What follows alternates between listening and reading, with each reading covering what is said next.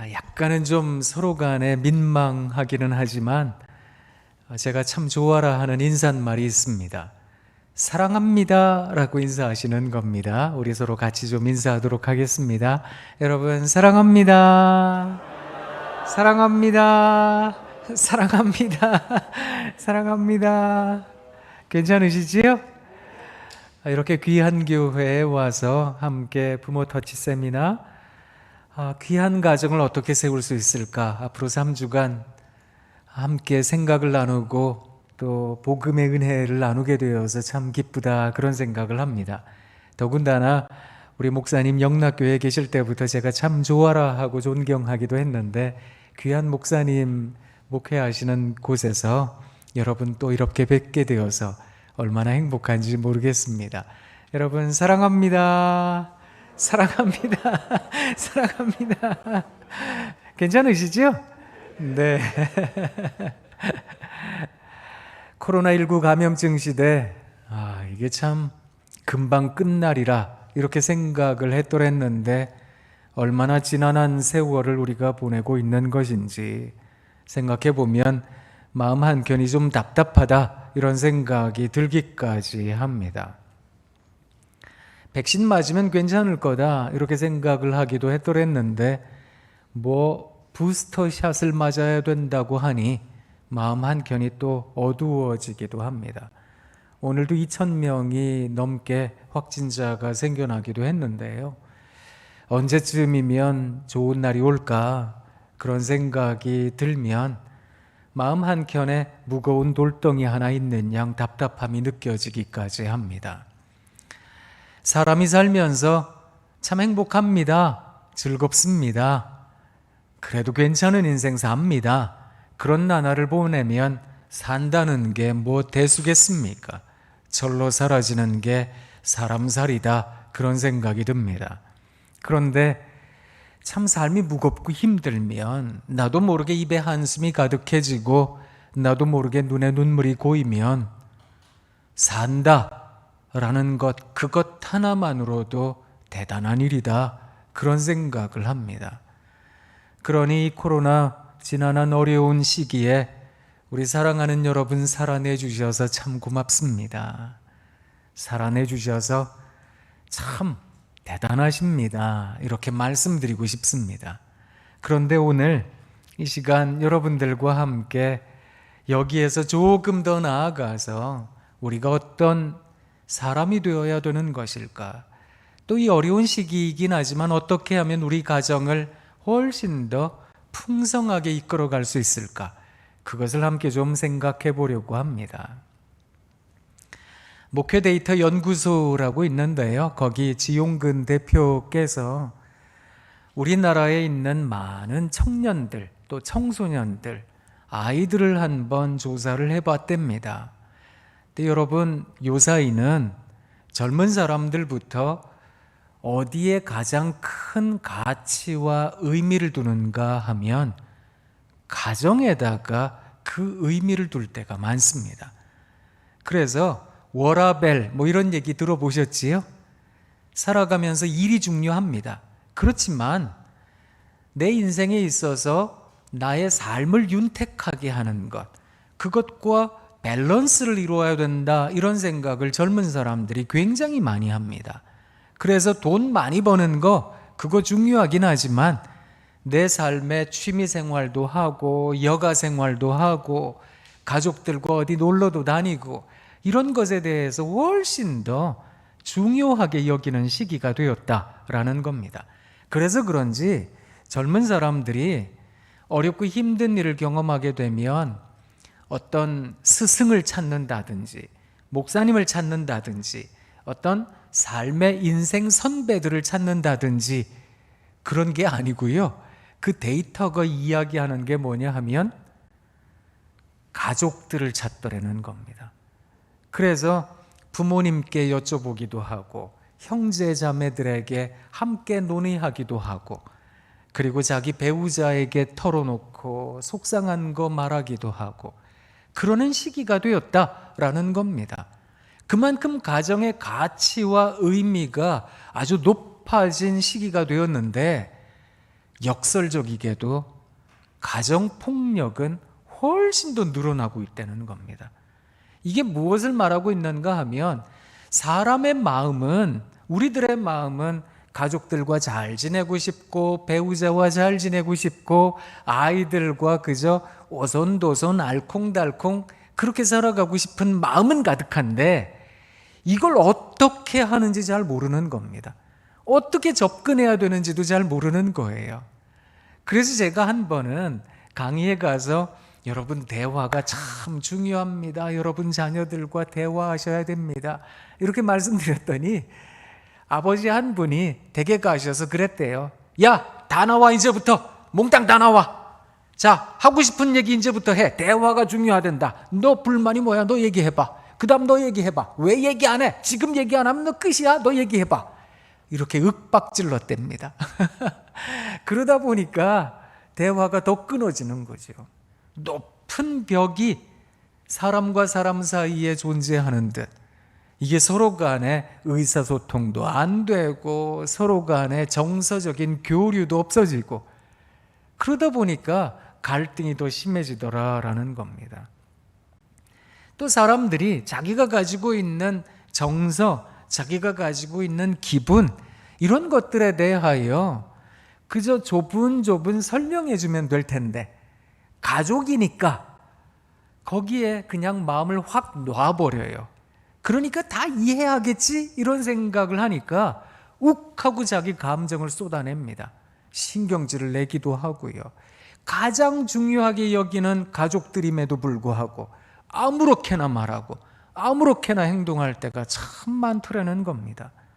그러다 보니까 가정의 갈등이 더 커집니다. 부부 사이에 싸움이 더 커지기도 하고 아이들에 대한 학대나 폭력이 더 심해지기도 하고 그래서 세상에 이혼율이 우리나라가 OECD 국가 가운데 몇 년째 지금 1등을 하고 있습니다. 그게 안타까운 우리들의 현재다 이런 생각을 합니다. 게다가 가족이 참 든든한 삶의 기반이기도 하고 든든한 응원군이기도 한데 세상에 젊은 사람들이 가정을 꾸리려고 하지 않습니다. 뭐 예전에는 20대 중반만 돼도 결혼한다 이런 얘기를 했는데요. 요새 그런 얘기를 하면 젊은 청년들 사이에서도 바보라는 이야기를 합니다. 이게 국가가 사회가 결혼하고 아이 낳고 살 수 있도록 여러 기반 시설이나 여러 가지 제도들이 보충이 되어야 될 텐데 그러질 못하다 보니까 요사이는 30대 중반에 결혼한다 이런 청년들 굉장히 많거든요. 심지어 40대 가서도 결혼한다 이런 사람들도 많습니다. 그러다 보니까 예전에는 왜 미혼이라는 말을 썼잖아요. 그런데 요사이는 비혼이라는 말을 씁니다. 나는 내가 선택적으로 혼인을 하지 않기로 작정했습니다. 이런 사람들이 굉장히 많이 늘고 있어서 지금 가구 수들 가운데 1인 가구가 굉장히 많습니다. 세대주가 그냥 한 사람인 거예요. 독립해서 혼자 지내고 있는 사람들이 참 많다는 겁니다. 그걸 생각해 보면 야 이게 가정의 위기이구나 이런 생각을 합니다. 거기다가 왜 사회의 여러 가지 논리들, 사회가 가지고 있는 경쟁 심리들 이런 것들이 젊은 사람들에게 쏟아부어지듯 압박으로 오다 보니까 이게 자기 앞가름하기가 어렵다 이런 생각들을 참 많이 하는 것 같습니다. 그러다 보니까 누군가를 내가 양육해야 된다, 누군가를 책임져야 된다 그러고 싶지도 않고 그럴 여력도 안 되고 그럴 만큼 내가 준비되어 있지 않다 이렇게 생각하는 청년들이 굉장히 많다는 겁니다. 이런 사회 풍조 속에서 우리 그리스도인들, 특히 기독교 가정들은 어떻게 아이들과 만나야 되며 배우자와 관계를 해야 하며 또 이 세상과 이웃과 만나야 되는가? 그게 우리들에게 있어서는 너무나 중요한 과제가 아닐까 그런 생각을 합니다. 특별히 오늘 이 말씀은 우리가 앞으로 3주 동안 계속해서 묵상할 말씀인데요. 이 말씀을 여러분 가슴에 꼭 기억하시면 참 좋겠다는 생각을 합니다. 바울 선생님이 에베소로 보내는 편지 가운데 나오는 말씀인데, 이 말씀은 이렇게 시작합니다. 아비드라, 이렇게 시작합니다. 근데 이 아비드라라는 호칭 때문에 나는 아비가 아닌데, 나는 좀 비켜 서 있는데, 이렇게 생각하시는 분들이 계신데 그렇지 않습니다. 히브리 전승에 의하면 아비들에게 어떤 권한이 주어졌던가 하면 양육의 권한이 주어진 겁니다. 그러니까 이 양육이라는 개념을 좀 확대해서 해석할 필요가 있겠다 싶은데요. 살아가면서 여러분은 누군가와 만나며 영향이라는 걸 주시지요. 어찌되었건 우리는 살아가면서 인간은 관계적 존재이기 때문에 직장을 다니거나 이웃과의 관계가 있거나 여하튼 간에 우리는 집단을 이루고 살 수밖에 없기 때문에 인간관계라는 것은 어쩔 수 없이 우리가 다 하게 되는 겁니다. 그러다 보면 나는 누군가에게 필연적으로 영향을 끼치게 되어 있다, 이렇게 생각하시면 좋겠습니다. 그리고 더군다나 우리는 그냥 사람들이 아니라 그리스도인들이잖아요. 그렇다면 그리스도 예수의 복음, 십자가의 은혜, 이것을 전해주려는 사람들이라고 한다면 우리는 누군가에게 반드시 영향을 끼치는 사람이 아닐까.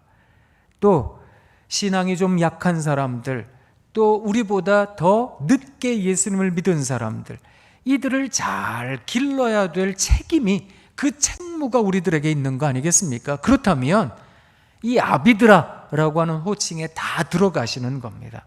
그래서 누군가에게 영향을 끼치는 분, 또 누군가에게 영향력을 끼치기를 원하는 분, 그들은 이 말씀에 해당이 되시는 분들이다, 이렇게 여기셔도 좋겠습니다.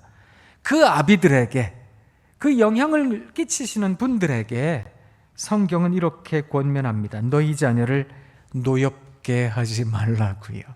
오늘은 이 말씀을 아주 깊이 있게 생각해 보려고 합니다. 그리고 다음 주까지 우리가 이 말씀 속에서 어떤 의미들을 찾아낼 수 있을까를 함께 연구해 보려고 합니다.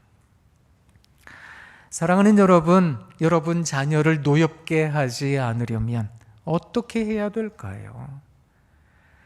사실 누군가를 노엽게 한다라고 하는 것은 어떤 상황인가를 좀 생각해 보실 필요가 있겠습니다. 여러분은 언제 화가 나세요? 언제 대부분 좀 신경질이 나시고 분노하시고 그러세요? 그 가운데 아무래도 생각할 수 있는 첫 번째는 내가 무시당했을 때입니다. 나는 여기에 분명히 서 있는데, 나는 여기에 존재하고 있는데 나를 마치 없는 사람처럼 취급하는 겁니다. 아니, 나라는 존재가 여기에 뻔히 인격을 갖고 하나의 어떤 존재로서 여기 아주 귀한 사람으로 있고 싶은데 나를 무시하는 겁니다. 그러면 나는 화가 나는 거거든요.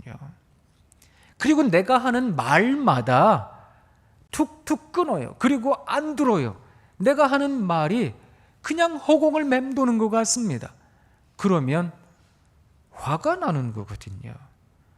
그러니 사랑하는 부모님, 어머님, 아버님, 이 자리에 우리 가족들에게 영향을 끼치시려는 분들께 부탁드리고 싶은 게 있는 겁니다. 사랑하는 여러분, 여러분의 자녀들, 여러분이 만나는 사람들을 무시하시면 안 됩니다. 이게 이 말씀이 말하고 있는 바이기도 한 겁니다. 그래서 함부로 누군가에 대하여 말씀하셔서도 안 되고, 함부로 누군가를 만나며 그 사람의 생각과 그 사람이 가지고 있는 경험을 아무렇게나 가치 판단해서 평가절하하셔서는 안 되겠다라는 것입니다. 이 얘기를 조금 더 깊이 있게 드리고 싶은데요. 사랑하는 여러분, 우리가 누군가와 만나서 얘기할 때 사실은 내 이야기 할 때가 참 많잖아요. 그죠? 그러면 내 이야기를 들어주면 좋겠다 이런 생각 하시지요? 마찬가지입니다. 내가 만나는 사람들은 모두 다 자기 이야기를 나에게 들려주려고 하고요. 그 이야기를 그 사람이 들어주면 좋겠다, 이런 생각을 합니다. 그러니 이건 내 배우자도 마찬가지고 내 아이들도 마찬가지가 아닐까, 그런 생각을 꼭 하셔야 됩니다. 그러니 모든 사람들에게는 이야기가 있는 겁니다. 그 이야기를 잘 들어주셔야 되는 겁니다. 근데 이야기를 듣는다라고 하는 것이 얼마나 중요한 일인지 아세요? 여러분 생각해 보세요. 요사이는 코로나 시대니까 여러 사람이 잘 못 모입니다. 그렇지만 한번 코로나 이전 시대를 생각해 보세요. 식당에 들어갔는데 한 무리가 막 한 20-30명이 앉아 있어요. 막 왁자지껄하게 음식을 먹고 있습니다. 그런데 그러다가 어떤 사람이 벌떡 일어나더니 여러분 다 조용히 하세요. 그러더니 한 사람에게 가리키면서 우리를 위해서 한마디 해주시지요, 한 말씀 부탁드립니다. 그 사람이 누굴까요? 그 사람은 아마 그 모임의 대표가 되는 사람이거나 혹은 그 모임에서 아주 귀하게 초청한 VIP 손님일 겁니다. 그렇지요? 그런 사람들에게는 말할 수 있는 권한을 줍니다. 말을 한다라고 하는 것은 힘이 세다, 이런 말과 다름이 아닌 겁니다. 자, 여러분 지금 이 순간에 누가 제일 힘 셀까요? 네, 접니다. 제가 비록 근육은 약하고 별로 힘은 없지만 제가 계속해서 말을 하고 있는 한 여러분들은 용기를 내서 바깥으로 나가지 않는 한 계속 앉아 계셔야 됩니다. 지금 7시 54분인데요. 제가 8시 반을 넘어서 9시를 넘어서 9시 반을 넘어서 10시까지 계속 떠들어도 여러분은 저를 어찌할 수가 없으실 겁니다. 그냥 혼자 나가시는 수밖에 없지 저한테 그만하세요 이렇게 하시기가 어려우실 겁니다.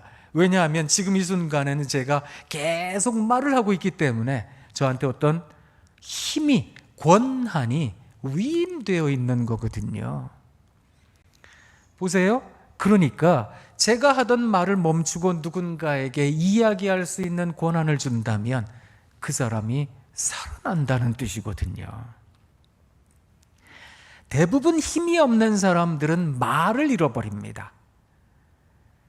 그런데 힘이 없는 사람들은요, 여러 가지 면에서 어려운 일들을 많이 경험한 거예요. 그러다 보니까 머릿속으로는 이 얘기도 해주고 싶고 저 얘기도 해주고 싶어요. 그런데 막상 시간이 주어지잖아요. 그러면 너무 많은 이야기를 하고 싶어서 이 얘기했다 저 얘기했다 하니까 듣는 사람 입장에서는 무슨 얘기하는지 잘 못 알아듣겠습니다. 그러니까 사람들이 대부분 그렇게 얘기해요. 빨리 얘기하라고. 네 얘기가 뭔데? 뭘 말하고 싶은 건데? 분명하게 얘기하고 빨리 얘기해. 그렇게 얘기를 해요. 그런데 나는 오래간만에 이 말할 수 있는 기회를 잡았기 때문에 이 얘기도 하고 싶고 저 얘기도 하고 온갖 얘기를 다 하고 싶은데 빨리 하라니까 이 얘기했다 저 얘기했다 중구난방이에요. 그러니까 사람들이 안 들어요. 또 조용히 하고 있어. 됐어 그만큼 얘기했으면 됐어. 가만히 있어. 이러다 보니까 힘이 없는 사람들은 말을 점점 잃어버리게 됩니다. 그러면 나중에는 말을 해도 안 들리는구나라는 절망감에 아예 입을 닫아버립니다. 제가 여러분들께 지금 힘이 없는 사람들이라고 얘기를 드렸지만 이게 대부분 우리 아이들일 때가 많거든요. 혹은 또 배우자일 때도 많아요. 그래서 뭔가 얘기를 하다가 상대방이 잘 안 들어주니까 그냥 입을 닫아버리는 거거든요. 애들도 어렸을 때는 집안 곳곳을 돌아다니잖아요. 여기 갔다 저기 갔다 하잖아요. 그런데 조금만 크잖아요. 방에 들어가서 안 나와요. 왜 안 나오는지 아세요? 애들이 어렸을 때 이리 다니고 저리 다니고 했어요. 계속 그렇게 했어요. 그런데 부모님이 얘기하기 시작하세요. 저건 또 나온다고. 뭘 때문에 또 나오는데? 방 안에서 좀 진득하게 공부나 하든지 왜 나오는데? 저건 돼지처럼 살은 쪄가지고 맨날 냉장고 문을 열어. 왜? 뭘 원하는데 또? 뭘 기어 나와? 막 그런다고요. 그러니까 얘들이 지적을 당했거든요. 부모님들의 대부분은 하고 싶은 말씀들만 하세요. 그 하고 싶은 말씀들이 아이들에게는 뭐로 들리는지 아세요? 잔소리로요. 잔소리는 들릴까요? 안 들릴까요? 안 들려요. 그런데 왜 하세요? 안 들리는 얘기 왜 하는가 하면 내 속이라도 풀려고 하는 거거든요. 내가 답답하니까 나라도 좀 속 시원하게 해야 되겠다. 너 분명히 얘기했다, 엄마가 너한테. 나중에 너 딴 얘기하지 마. 내가 분명히 너한테 경고했다. 내가 다 살아보고 얘기한 거야. 아버지가 다 시행착오 경험하고 너한테 얘기한 거야. 내가 너 잘 되라고 얘기하는 거지 나 잘 되자고 얘기하는 거니? 너 잘 되면 네가 잘 먹고 잘 사는 거지 내가 잘 먹고 잘 사는 거니? 막 쏟아지잖아요. 그런데 애들은 이게 안 들려요. 그러니까 나중에 그 얘기 할 거라고요. 언제 엄마가 얘기했는데? 그런 얘기 할 거라고요. 어느덧 의사소통이라는 것이 끊어져 버렸습니다. 사람들의 이야기가 들려지지 않는다. 이건 굉장한 문제를 야기하는 거거든요. 그래서 사랑하는 이 자리에 계신 성도님, 우리 아이들의 이야기를 꼭 들어주세요. 자, 그러면 이야기를 잘 듣기 위해서 어떻게 해야 될까요? 이제 그게 우리들에게 아주 중요한 과제가 되는 겁니다. 그 중고등학생들의 학교에 가면 상담 선생님이 계세요. 요사이는 다 국공립학교에 사립학교에 상담 선생님들이 의무적으로 한 분씩 계시게 돼 있거든요. 이 상담 선생님들이 뭐라고 불려지는가 하면 쿠나쌤이라고 불립니다. 왜 쿠나쌤이라고 불리는가 하면 그렇구나, 네가 그랬던 거로구나, 아 그랬구나 끝에 구나가 다 붙으니까 구나쌤이라 그래요. 근데 왜 그렇게 얘기를 하시는가 하면 아이들이 이야기를 할 때 대부분 이야기를 듣는 부모님 입장에서는 애들처럼 이미 경험을 해본 게 많으니까 정답을 말하고 싶으세요. 그런데 정답을 말하시면 안 되는 겁니다. 제가 외국에서 이제 공부를 할 때 이제 상담 공부를 하잖아요. 그러니까 지역 커뮤니티 센터에 가가지고 상담 일을 할 때도 많았거든요. 근데 세상에 제가 그냥 한국 사람이잖아요. 미국 가서 공부를 하는데 영어를 해도 얼만큼 잘하겠습니까? 근데 세상에 그 지역에 있는 미국 사람들이 대부분 저를 찾았어요. 제가 얼마나 어깨가 으쓱했는지 아세요? 나 좀 상담 잘하나 봐. 막 이런 생각을 했거든요. 그런데 나중에 그게 아니라는 걸 알게 되었습니다. 제가 영어를 해도 얼마나 잘하겠습니까? 근데 앞에 있는 미국 사람이 영어로 얘기를 하는데 얼마나 빨리 얘기를 하는지 안 들리는 거예요. 그래서 눈을 크고 동그랗게 뜨고 얘기를 들었거든요. 듣다가 요 얘기 해주고 싶은데 하다가 보니까 주제가 지나가서 못했어요. 하려고 하다가 못하고 하려고 하다가 못하고 그랬더니 그 사람들이 뭐라 그랬는지 아세요? 저 동양인 상담자는 내 얘기를 너무 잘 들어준다고. 저는 못 알아들어서 열심히 들었던 건데 그러다가 그 사람이 울면 같이 울고 웃으면 못 알아들어도 그냥 같이 웃고 그랬을 뿐인데, 세상에 다른 상담자들은 자기 얘기하느라고 정신이 없는데 저 상담자는 우리 얘기를 얼마나 잘 들어주는지 몰라. 이러고서 저를 찾았던 거예요. 제가 많이 부끄럽긴 했는데요, 한 가지 알게 된 게 있었습니다. 듣는 것이 말을 하더라라는 겁니다. 듣는 게 말을 합니다. 그래서 제가 학교에서 상담을 가르칠 때 학생들에게 그 얘기를 합니다. 어떤 사람이 어려운 얘기를 할 때 그 얘기 듣다가 요 얘기 꼭 해줘야 되는데 이런 생각이 들면 허벅지를 꼬집으라고. 아니 그래도 이 이야기를 꼭 해줘야 되겠는데요, 안 하면 미칠 것 같은데, 그러면 혀를 깨물으라고. 아니 이 얘기를 안 하면 나 죽을 것 같아, 혀 깨물고 죽으세요, 이렇게 얘기를 하거든요. 그 얘기하지 않는 것이 훨씬 낫다는 겁니다. 그 사람 어려운 얘기를 하면 이야기를 들어주세요. 그런데 단지 무턱대고 듣고 계시면 안 됩니다. 들으실 때 그 일이 있었을 때 어떤 느낌이 느낌을 가졌는지, 어떤 감정을 느꼈는지 그걸 꼭 물어보세요. 아, 네가 이런 일이 있었구나. 그런데 어떤 느낌이 들었니? 그때 기분은 어땠어? 물어보세요. 그럼 또 자기 얘기를 막 하겠죠. 그런데 언어라고 하는 것은 이게 아무래도 상징이다 보니까 오해가 쌓일 수밖에 없습니다. 언어에는 사실은 그 상징적인 특징 때문에 내가 이야기하지 않은 것도 전달되고 내가 이야기하고 싶은 것이 전혀 다르게 전달되기도 하거든요. 그래서 내가 잘 알아들었는지를 확인하셔야 됩니다. 아, 네가 지금 이런 얘기를 했고 그 얘기 속에서 이런 느낌이 있었다는데 내가 잘 알아들었니? 이렇게 물어보시라는 겁니다. 확인하세요. 아니요, 그게 아니고요. 난 이런 거 느꼈어요. 아, 그렇구나. 네가 그런 걸 느꼈구나. 이런 걸 얘기해 주시라는 겁니다. 그래서 학교 선생님, 상담 선생님이 구나쌤이라 그러는 거거든요. 아, 네가 그랬던 거로구나. 그렇게 얘기하시면 돼요. 그러면 아이들이 또 자기 얘기하고 또 얘기하고 하는 거거든요. 그리고 나서 그 이야기에 기승전결 이야기를 만들어주세요. 스토리를 만들어주세요. 이런 겁니다. 애들이 힘들면 이 얘기했다, 이 얘기했다, 선생님 얘기했다, 애들 얘기했다, 친구 얘기했다, 이런 얘기했다 그러거든요.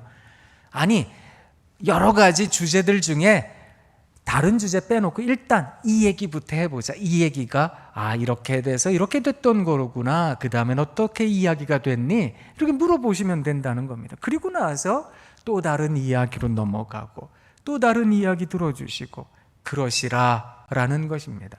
이것을 일컬어 상담학에서는 적극적 경청이라고 말을 합니다. 경청하시는 거죠. 아, 그렇구나. 그랬던 거로구나.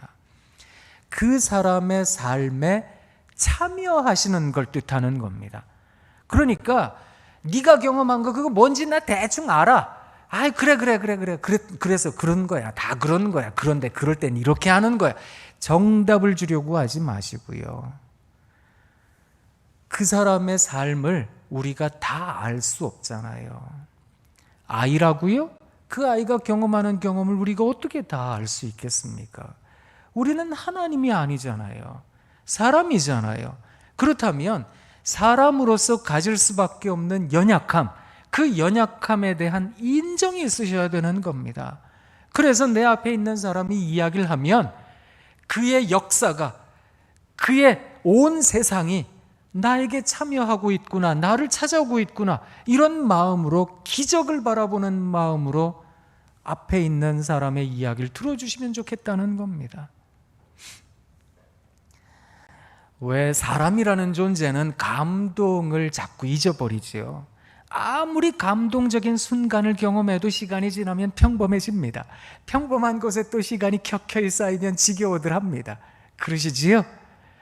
그런데 여러분 기억하셔야 됩니다. 지겨워진 모든 것들은 원래는 감동이었던 거잖아요.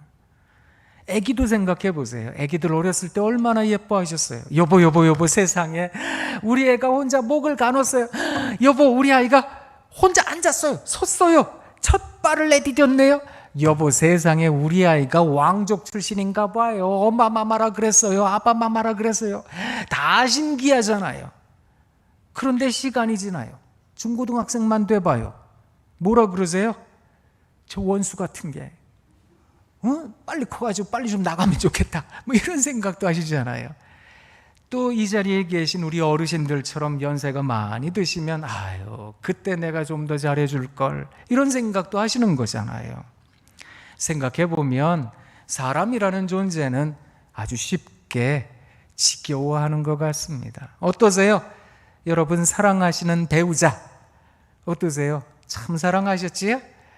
그 감격을 시간이 지나면 잊어버리시잖아요. 나중에 뭐라 그러시는지 아세요? 배우자? 뭐가 맨날 배울 게 있어서 배우자래? 예? 한자어 뜻은 그 뜻은 아니에요. 그런데 뭐가 맨날 배울 게 있어서 배우자 그런데 저런 인간이 뭐 왼수 같은 사람이 막 이런 생각 하시잖아요. 생각해 보면 사람은 그렇거든요. 그러다 보니까 내 앞에 있는 사람들에 대해서 함부로 대할 때가 참 많습니다. 너무 귀한 사람들인데 그 귀한 사람들에 대하여 대접을 잘 못해주고 있다는 거거든요. 여러분 생각해 보세요. 친구보다 더 못하게 대해요. 이웃보다 더 못하게 대해요. 우리 아이들을, 우리 가족을. 그래서야 되겠습니까? 그러니 우리 가족을 다시 한 번 더 아주 중요한, 내 삶의 아주 중요한 손님들로, 아주 중요한 분들로 인정해 주시는 뜻에서 오늘부터 열심히 이야기를 좀 들어주시면 좋겠습니다. 그걸 꼭 기억하시면 참 좋겠습니다. 그리고 한 가지 또 부탁드리는 것은 이야기를 잘 들어주심과 함께 또 이야기도 좁은 설명을 많이 해주세요. 그래서 툭툭 이야기하지 마시고요. 지금까지 아무렇게나 행동해왔던 그런 모습에서 돌이키셔서 좁은 얘기도 하시고 사랑합니다 이야기도 해주시고 고맙다 이야기도 해주세요. 저는 우리 목사님도 마찬가지시겠습니다만 아무래도 상담일도 하고 목회도 하고 그러다 보니까 임종에 계시는 분들을 많이 만났습니다. 근데 그 임종 순간에 가장 많이 가족들에게 하시는 말씀이 뭔지 아세요? 3개예요. 하나, 미안하다. 2, 고맙다. 3, 사랑한다. 이 얘기거든요. 그걸 돌아가실 때 하세요. 그러지 않으시면 좋겠습니다. 살아계실 때 그걸 하셔야 가족들이 회한이 없어져요. 돌이켜보니 한이 남습니다. 이런 회한이 사라진다니까요. 제가 한참 전 이야기이긴 합니다만 한 연세 지긋하게 드신 집사님께서, 이분이 명예 집사님이셨어요. 80이 넘으셨는데 60이 조금 넘어서 암 걸리신 거예요. 다행히 잘 발견을 해서 치료를 하셨어요. 그래서 항암도 잘 견디시고 해서 잘 치료가 됐습니다. 그 뒤로 이제 건강이라는 게 하나의 트라우마가 되니까 건강 관리를 이분이 철저하게 하셨어요. 그런데 2년에 한 번씩 건강검진을 꼭꼭 받으셨는데 세상에 건강검진을 받으러 갔다가 청천벽력 같은 소리를 들으셨어요. 어르신, 암이 다 퍼져서 이거는 어르신 연세 생각해보면 수술은 좀 어렵습니다. 이런 얘기를 들은 거예요. 이게 아무리 이게 연세가 있으셔도 그런 얘기를 들으면 다리에 힘이 쭉 빠지는 거잖아요. 막 화가 나시더래요.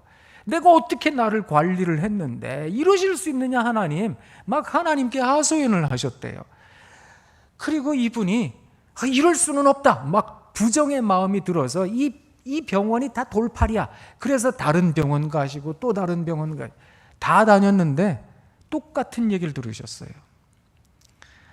그래서 이분이 그걸 받아들이기로 작정하셨어요. 내가 이렇게까지 절망하고 언제까지 절망할 수 있을까? 그래, 느닷없이 세상 떠나는 사람도 있는데 그래도 나는 죽을 날을 받아놓고 사는 인생이니 그래도 죽기 전에 후회 없이 살아야 되겠다. 이 생각을 하셨답니다. 그래서 책상에 앉으셔서 이분이 이렇게 적으셨대요. 쭉 내 인생의 후회가 되는 거, 이걸 적으셨는데 적다가 보니까 3번째에 자녀들에게 칭찬 한 번 하지 않은 거, 이게 후회가 되시더래요. 그래서 젊은 목사를 찾아오셨어요. 목사님, 이거 어떻게 해야 됩니까? 때마침 저도 시간이 되고 그분도 시간이 되고 그댁 자녀들도 시간이 되는 날 하나를 잡았어요. 그래서 저 가평에 가면 필그림이라고 좋은 수양관이 있는데 거기에다가 숙소를 정해놓고 가족들이 세상에 애들, 손주들, 증손주까지 한 3, 40여 명이 모였어요. 대가족이 모였는데요. 그날 저녁에 뭐 했는지 아세요? 거기 가가지고 그 얘기 했어요. 사랑합니다. 이분이 그 얘기를 잘 못하시는 거예요. 하시라고, 해야 됩니다. 제가 가기 전에 단단히 말씀을 드렸거든요. 여하튼 집사님은 제 얘기 반드시 따라 하셔야 됩니다. 그러고서 갔거든요. 그래서 열심히 살아갑니다 했어요. 온 가족이 다 울고 그랬거든요. 그분 돌아가시고 한참 됐는데 그 자녀들이 40, 50대 자녀들이 저한테 뭐라 그러는지 아세요? 목사님, 우리 마음에 담긴 한을 없애주신 겁니다. 그 얘기를 하더라고요.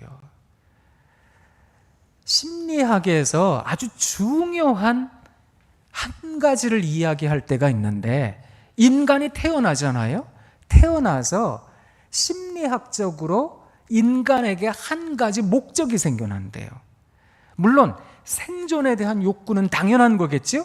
그런데 그 생존에 대한 욕구가 채워지게 되면 무엇을 인간에 있어서 아주 중요한 삶의 가치로 잡는가? 그것은 자기를 태어나게 한 부모에게 인정받는 것.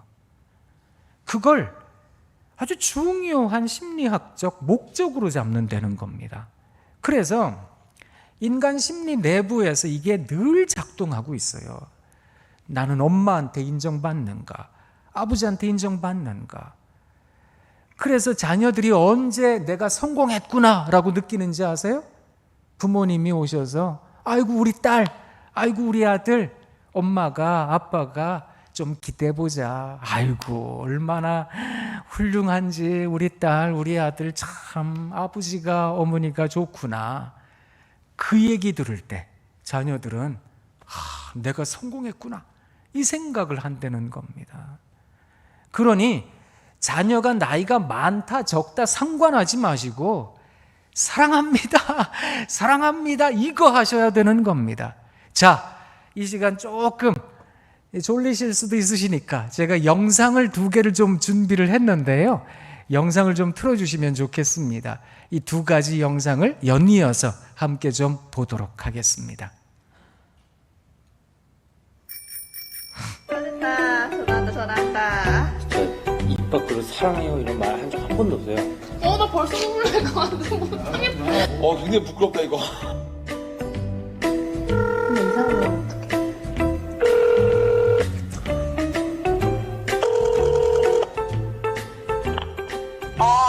엄마 사랑해. 사랑해요. 사랑합니다. 엄마 사랑해. 아버지 사랑합니다. 엄마 사랑해.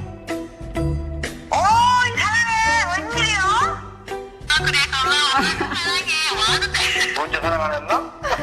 고마워. 난 사랑한다. 혜수 오빠 전화 잘못 걸은 거 아니야? 왜 그래?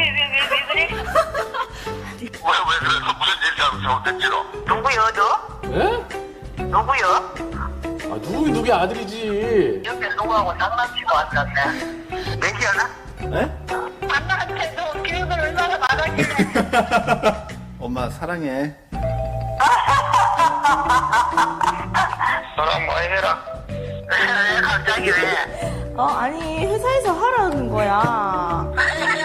그래서 언니를 하는데? 왜 회사 참 좋은 회사가요? 이유가 있다. 네가 사랑해. 그냥 나 겁난다. 사랑해. 솔직히 얘기해. 빨리 가시라. 그래서 반응을 보는 건데. 아는 거 본다고? 응. 어머야. 사랑해. 이게 되게 조금. 그러니까 왜 욕을? 그 100만 원 주고 사랑한다고 해야지. 공짜로 사랑한다면 안 되지. 감당이 감동 먹는데 왜 그러냐? 엄마가 그냥 힘이 펄펄 넘치려가네 그냥. 아무건 아버지 맨날 보고 싶어서 눈물이 날라 하는데. 민혜야. 아니. 너 울어? 아니. 아이고 참 뭐 귀신 지나라 까먹 소리 소리요. 아이고 고맙네. 눈물이 다 날라고 그러네. 고맙지. 갑자기. 너 왜 그러니? 그게 뭔 소리요? 갑자기 그게 뭔 소리요? 정욱이 왜 그러는데 네가 언제 엄마 사랑 안 했어? 엄마 우리 오늘 정욱이 생일인가? 너 술 먹었어? 그럼 기약 먹었어? 지금 목소리 다 넣었어 지금. 어떻게 하면 어떡해? 정우가 편집돼? 그냥 사랑한다고 말하고 싶어서 전화했어. 낯설했다. 웬일이야, 사랑해. 그렇게. 아, 날 갑자기 전화해가지고. 말도 예. 고마워.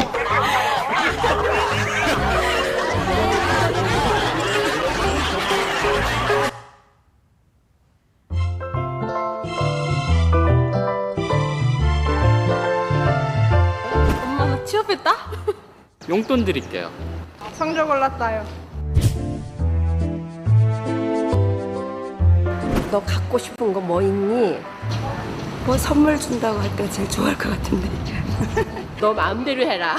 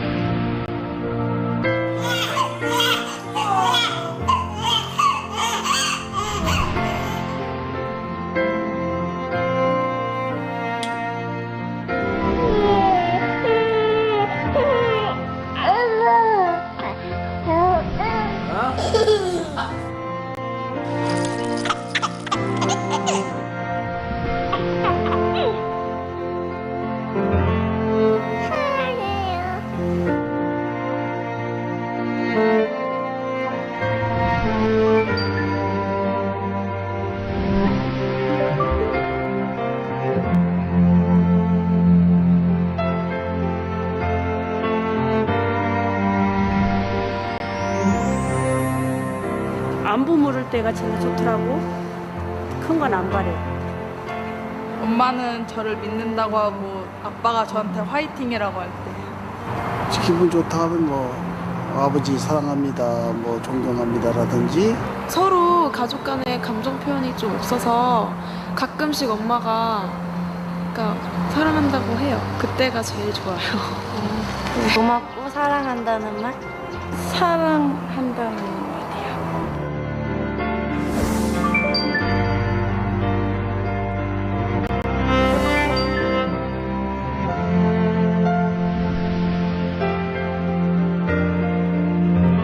엄마가 너희들 너무너무 사랑해. 시은아 사랑해. 엄마 아빠 사랑해. 너를 사랑한다. 아버지 사랑해요. 태호야 사랑해. 엄마 아빠 사랑해. 사랑해. 나 사랑합니다. 사랑해. 사랑해요. 사랑해. 사랑합니다. 사랑한다. 사랑해. 엄마 아빠 사랑해. 사랑해. 사랑한다. 사랑합니다. 사랑합니다. 사랑해. 사랑해. 사랑해요. 사랑해. 사랑해요.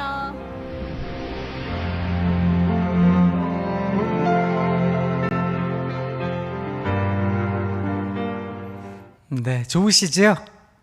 네, 우리도 한번 연습해 보겠습니다. 이제 우리 예배당에 계시는 분들, 그리고 댁에서 영상으로 참여하시는 분들, 우리 가족들 바라보시며 옆에 있는 분 바라보시며 연습하겠습니다. 사랑합니다. 사랑합니다. 사랑합니다. 꼭 그렇게 말씀해 주셔야 됩니다. 약속하셨지요? 이거 꼭 실천해 주시면 좋겠습니다. 근데 한 가지 궁금하신 게 있으실 거예요. 아니, 사랑한다 이야기하고 싶고, 또 우리 아이들의 이야기도 듣고 싶고, 배우자의 이야기도 듣고 싶은데, 아니, 얘기를 안 해요, 나하고. 중간에 벽이 있는 것 같아요. 어떻게 해요? 이런 생각을 하시는 분이 계실 수도 있습니다. 그래서 제가 팁 하나를 드릴게요. 한참 전이긴 한데 기독 가정 한 250가정 가운데 이제 그 250가정이 다 조금 문제가 있는 가정이었어요. 그래서 자녀들과 좀 다투기도 하고 심지어 몸싸움을 하기도 하고 이런 가정들의 대상으로 저희 학교에서 한 가지 프로젝트를 했거든요. 그게 뭔가 하면 어떻게 하면 아이들과 다시 소통할 수 있을까? 그 첫 번째가 무엇인가 하면 여러분 소통을 원하세요? 그럼 먼저 찾아가셔야 돼요. 근데 대부분 문 노크하고 들어가면 잠겨 있는 경우도 많지만 들어가면 애가 빨리 나가요. 나가라고요. 막 그런다고요. 그때 그 옆에 가셔서 딱 앉았는데도 자꾸 나가라고요. 나가라고요. 그러면 마음속에 원망일랑하지 마시고 조용히 나가시면 됩니다. 이게 첫 번째예요. 자, 그 다음 날 똑같은 시간에 또 찾아가세요. 이 똑같은 시간이 중요하거든요.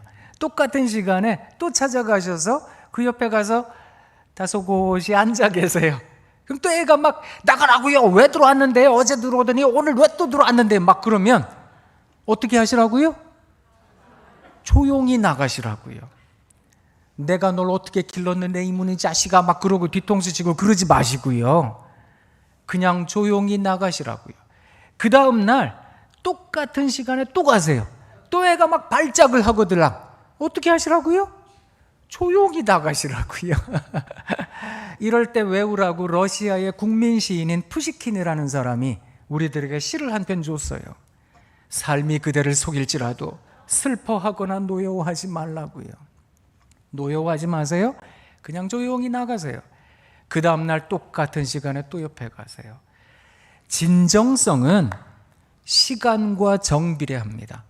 3번, 4번, 5번, 6번, 7번 똑같이 들어가세요. 아무 말도 하지 말고 나오시라고요. 그러면 아이들이 생각하는 미안한 시점이 있습니다. 그 미안한 시점을 저희가 통계적으로 잡아낸 게 8.6회였어요. 그러니까 그냥 넉넉하게 10번만 그렇게 들어가세요. 야, 이게 옛말이 틀린 게 아니더라고요. 10번 찍어 안 넘어가는 나무 없다. 이게 해당이 되더라고요. 그러면 아이들이 엄마 왜 들어왔는데요? 이렇게 물어봐요. 좀 퉁명스럽기는 하지만 아빠 왜요? 이렇게 묻는다고요. 나가라고요? 안 그러고 묻는다고요. 그러면 그때 속된 표현이긴 하지만 산통 깬다 그러는데요. 제발 좀 그렇게 말씀하시면 안 됩니다. 네가 드디어 입을 열었구나. 네 책상 꼬라지가 이게 뭐냐? 너는 계획이 있는 녀석이냐? 너 앞으로 네가 뭐가 되려 그러냐? 그런 얘기를 하시면 안 된다고요. 그냥 우리 딸이 보고 싶어서, 우리 아들 옆에 앉아 있고 싶어서, 아이고 내가 막 멋쩍어 할 거예요. 그렇지만 별로 큰 저항이 없을 거예요. 그 말만 하고 그날은 나오세요. 그 다음날 또 들어가세요. 또 들어와 앉아 계시면 뭐 오늘 들어왔네요. 뭐 이렇게 그냥 슬쩍 넘어갈 거예요. 그때 자기 이야기를 하시면 됩니다. 야, 아버지가 오늘 회사 갔는데 이런 일이 있었다? 그 아버지 오늘 좀 기분이 좋아. 아이고 아버지 오늘 좀 기분 나쁘다? 아이고 회사에서 그런 인간을 만났네. 그런 얘기를 그냥 하시라고요. 엄마가 오늘 이웃집 아줌마랑 얘기를 하는데 이랬다? 그냥 혼자 얘기를 하시라고요. 그럼 애가 그 얘기를 듣고 있을 거라고요. 그것도 며칠 하셔야 돼요. 그러고 나면 애들이 자기 이야기를 하기 시작해요. 그렇게 소통하세요. 만약에 부모님께서 아이들에게 상처를 주셨다면, 그런데 대부분 부모님들은 아이들에게 준 상처를 잘 기억을 못 하세요. 애들한테 한번 물어보세요. 야, 너 아빠가 너한테 상처 준 거 있니? 엄마가 너한테 상처 준 거 있니? 물어보세요. 애들이 여러분이 생각지도 못한 걸 얘기할 거예요. 아빠가 나 어렸을 때 걷어찼잖아. 아니, 아빠가 널 언제 걷어찼다 그래? 엄마가 나 때렸는데 얼마나 세게 때렸는지 알아. 엄마 아빠는 생각도 못하는 걸 애들이 얘기를 한다고요. 그 이야기를 다 그냥 들어주세요. 그런데 그렇게 깊은 상처가 된 아이들의 경우에는 가셔서 사과부터 하셔야 됩니다. 엄마가 미안해. 아버지가 미안하다. 딱히 생각이 안 나더라도 깊은 충심을 다해서, 진심을 다해서 말씀하셔야 돼요. 아버지가 미안하다. 울기도 하셔도 돼요. 혹은 무릎을 꿇으셔도 돼요. 그러나 여기에 룰이 있거든요. 2번을 넘어서면 안 됩니다. 그러니까 2번까지는 효과가 있어요. 저희가 다 해봤어요. 3번째 하니까 애들이 양치기로 들어요. 늑대가 나타났다 이걸로 들어요. 그러니까 아이들이 부모님의 그 말을 믿지 않아요. 2번까지는 효과가 있다는 겁니다. 그렇게 미안하다라고 하고 이야기를 하시면 되는데 내 얘기부터 하시면 된다는 겁니다. 아니, 애들한테 그런 얘기를 왜 해요? 그렇지 않아도 애들도 힘들 텐데 뭐 아버지 어려운 얘기, 엄마의 어려운 얘기, 그런 얘기를 왜 해요?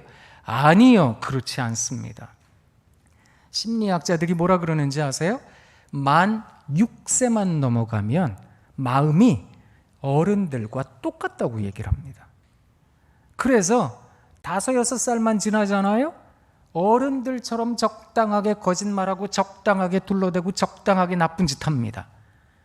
그 정보의 양에 있어서 차이가 있을 뿐이지 애들이 비슷하게 양상을 띠거든요, 어른들과. 그러니 아이를 인격이라고, 나와 이 세상을 살아가는 삶의 동반자라고 여겨주세요. 그리고 이야기를 해주시면 되겠습니다. 그러면 아이들이 이제 자기 얘기를 할 시점까지 이 지난하긴 하지만 괴롭기도 하고 때로는 서럽기도 하지만 이걸 하세요. 1번 찾아가고 2번 찾아가고 3번 찾아가고 4번 찾아가고.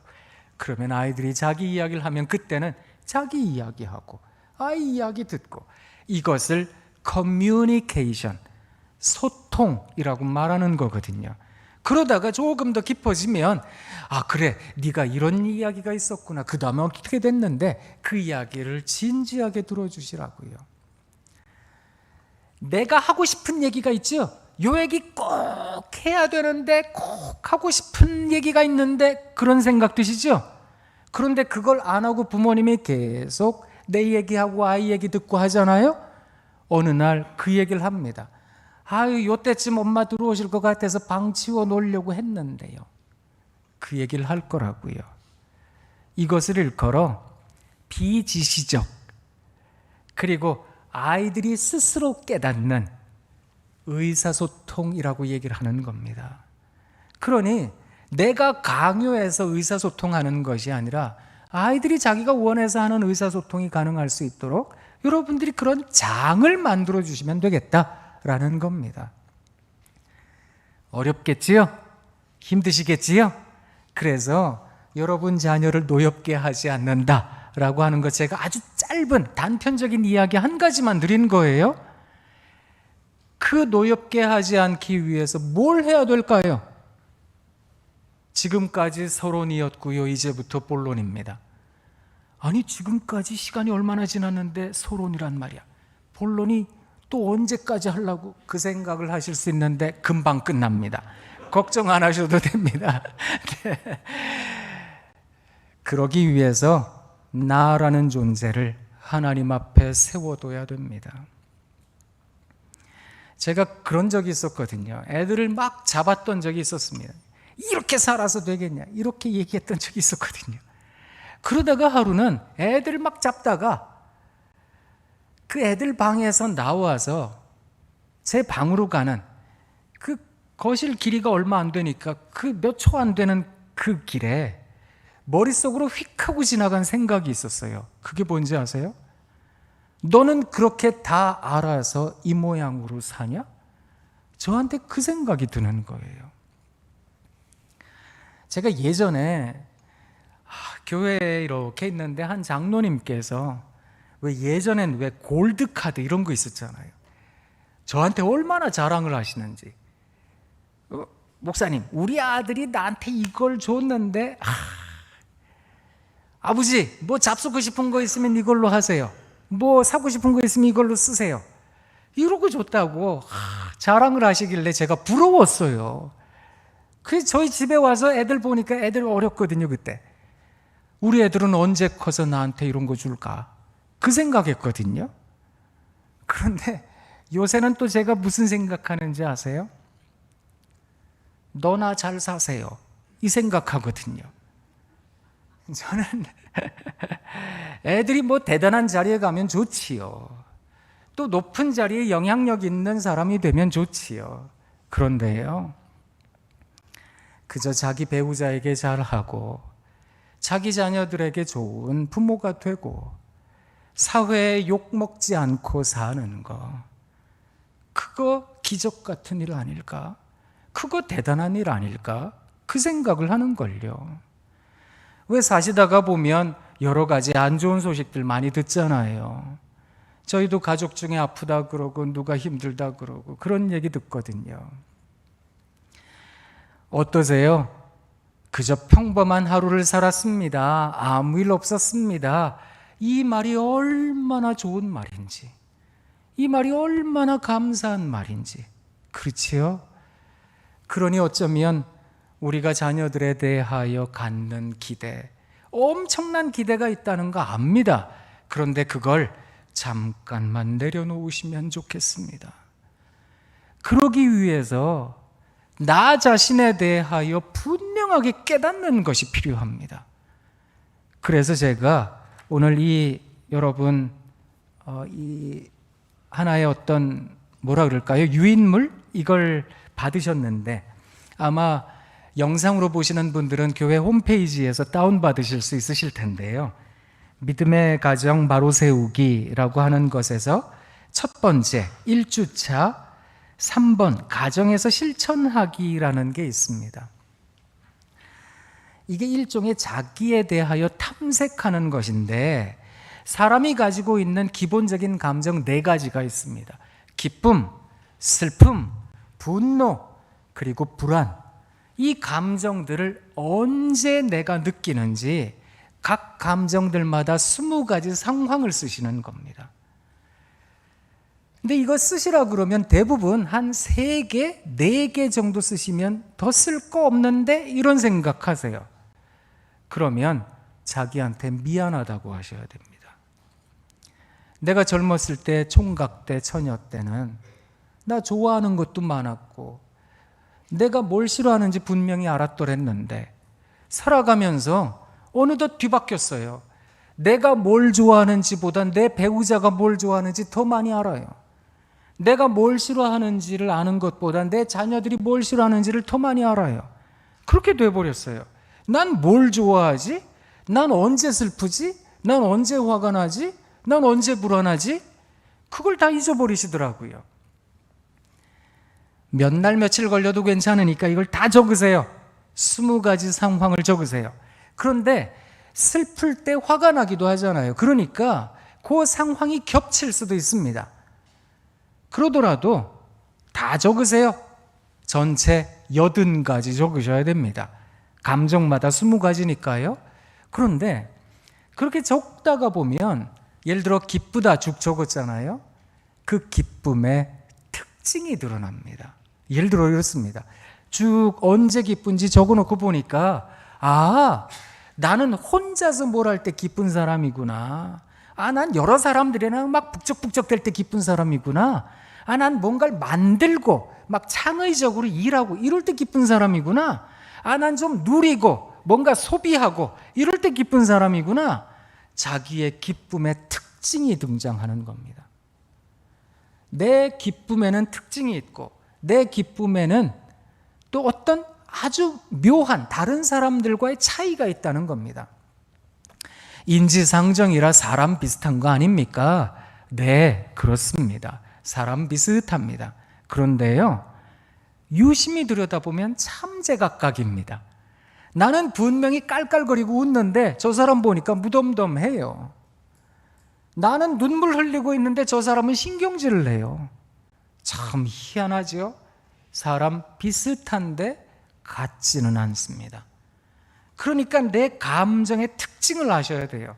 알고 있다. 이게 굉장히 중요한 건데요. 그래서 나라는 존재가 어떤 존재인지를 안다라고 하는 것은 나의 어떤 충동을 조절할 수 있는 능력을 갖게 되는 겁니다. 이게 무슨 말인가 하면 기쁘잖아요. 사람들은 욱하고 어떤 일을 해요. 그래서 기분 바로 살아요. 슬프잖아요. 욱하고 슬픔을 표현해요. 화가 난다고 욱하고 사람 때려요. 그러면 안 되잖아요. 불안하다고 나도 힘들게 하고 옆에 있는 사람들도 힘들게 해요. 그러면 안 되잖아요. 내 감정이 생겨나는 건 어쩔 수 없겠지만 그 감정을 컨트롤할 수 있어야 되는데 컨트롤하기 위해서 내 감정의 특징을 아셔야 됩니다. 그래서 엊그제 슬픈 일이 내일 모레 그 일이 또 생기면 또 슬퍼지실 거잖아요. 비슷하게 나타나는 거거든요. 그 일이 비슷한 일이 생겨나려고 할 때 머릿속으로 휙 하고 지나가는 게 있으셔야 됩니다. 내가 이때쯤 되면 슬플 텐데, 이러면 내가 화가 날 텐데, 이러면 불안해질 텐데, 이게 휙 하고 지나가는 게 있으셔야 돼요. 0.00001초라도 있으셔야 돼요. 그러면 그 간극 덕분에 내 충동을 조절할 수 있게 됩니다.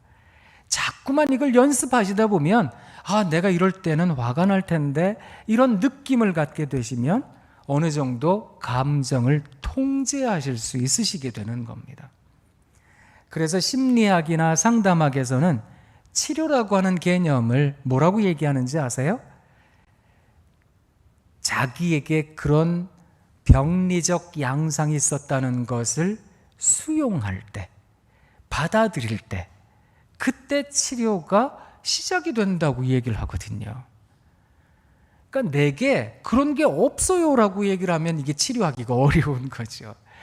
내가 잠깐 정신이 나갔나 봐요. 그건 내가 아니고요. 사람 때려놓고 그런 얘기를 되게 많이 합니다. 자기 배우자 때려놓고 그런 얘기 많이 합니다. 여보, 내가 잠깐 제정신이 아니었어. 미안해.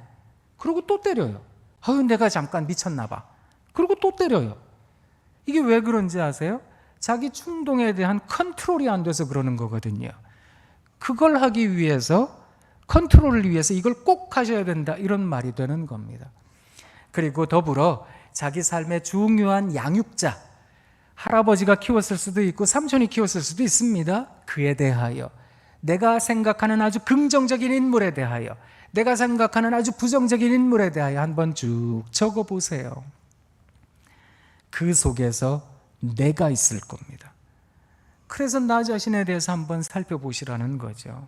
자, 여기까지가 상담학에서 말하는 부분이라면, 자, 우리 기독교에서는 이것을 뭐라 그러는지 아세요? 하나님 앞에 나를 세우는 것, 이렇게 얘기를 합니다. 하나님 앞에 나를 세운다는 것을 다르게는 회개라고 합니다.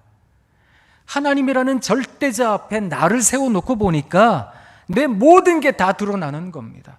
내 한계, 내 모자람, 나의 연약함, 이런 걸 다 드러내는 거죠. 그리고 그걸 하나님 앞에 고백하는 겁니다.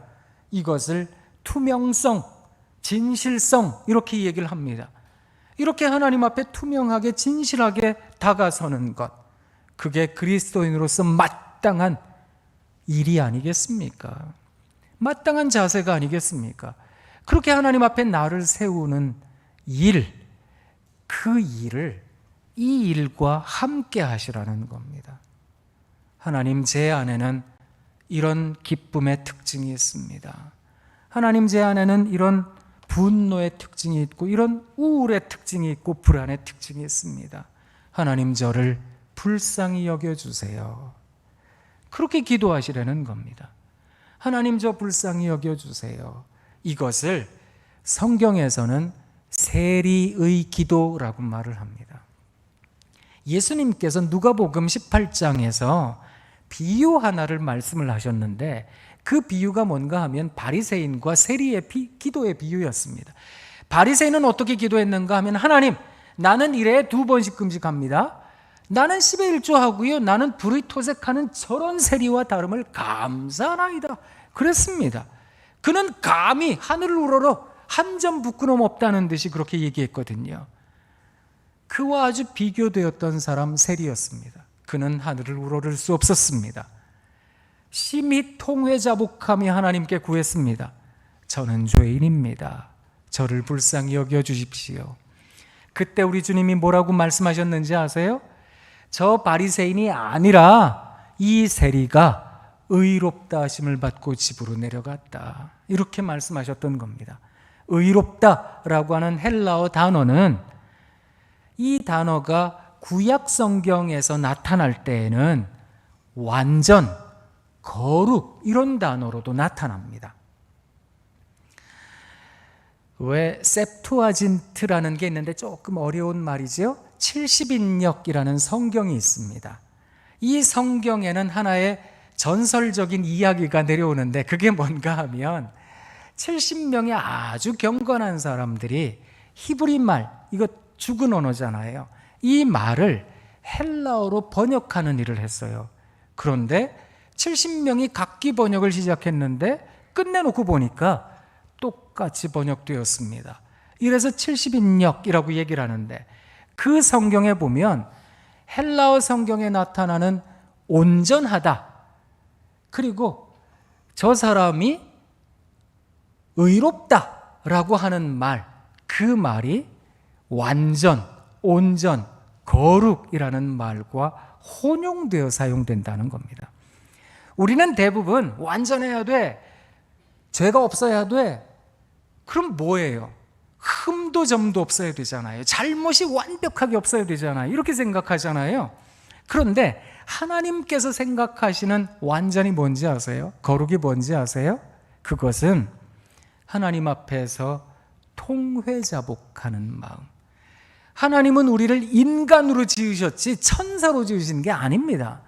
하나님은 우리를 연약한 인생으로 이 땅에 창조하셨지 뭐 대단한 어떤 슈퍼맨으로 창조하신 게 아니라니까요. 그렇다면 우리가 하나님 앞에서 온전할 수 있는 건 무엇일까요?